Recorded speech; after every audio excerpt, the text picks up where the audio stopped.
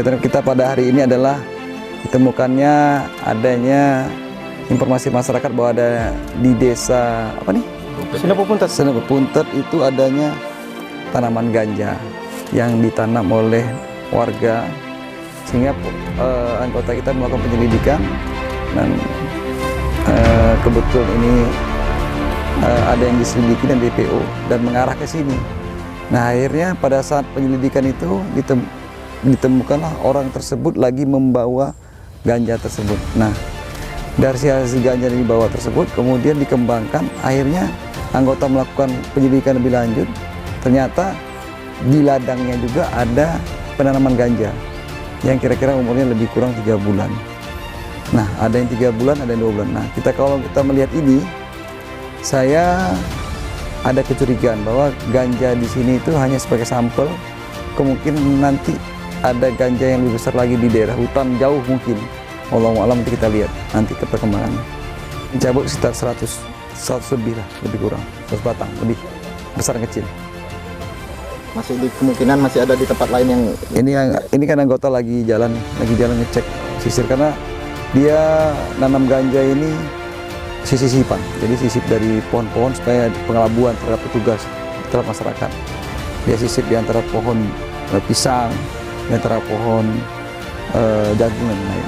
Baru 1 orang kita amankan, yang 1 lagi melarikan diri. Melarikan diri pengembangan. Mudah-mudahan kita dapat. Dan saya yakin kalau dapat itu kemungkinan besar feeling saya, perasaan saya, dan rasa pengalaman saya itu akan ditemukan lagi barang yang lain. Karena kalau saya lihat dari barang bukti yang ada tadi, itu bukan barang dari sini, barang di tempat lain yang sudah jadi. Terima kasih.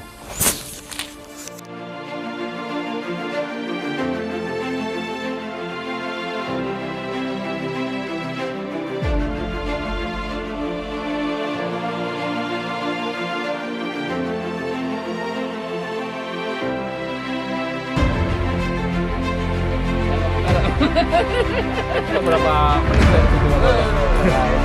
Terus sampai mati aja. Oh, lihat di video.